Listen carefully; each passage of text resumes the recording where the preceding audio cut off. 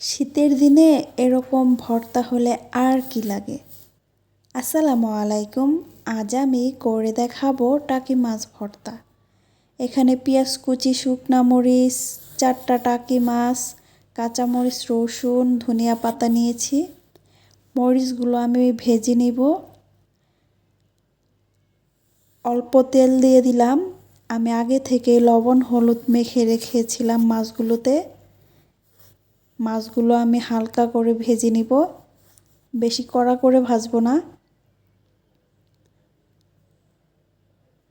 মাছটা আমার প্রায় সিদ্ধ হয়ে গেছে, এবার উঠিয়ে নিব। মাছ ভাজার তেলেই আমি দিয়ে দিব রসুন। আমি এখানে বড় সাইজের 2টা রসুন নিয়েছি। রসুনগুলো হালকা ভেজে আমি দিয়ে দিব কাঁচামরিচ। দিয়ে ভালো করে রসুন আর কাঁচামরিচগুলো ভেজে নিব।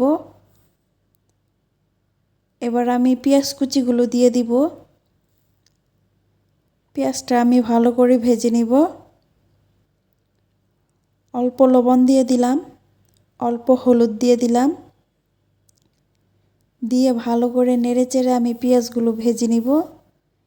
পেঁয়াজগুলো ভাজা শেষ। এবার আমি হাত দিয়ে কাঁটাগুলো ফেলে দিব। অল্প লবণ দিয়ে শুকনা মরিচগুলো আমি ভালো করে গলিয়ে নিব।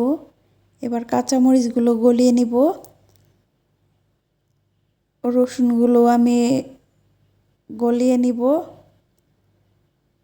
এবার সবগুলো ভালো করে হাতে মেখে নিব।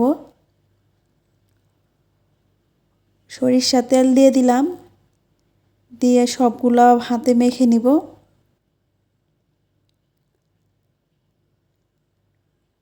ভালো করে মাখতে হবে।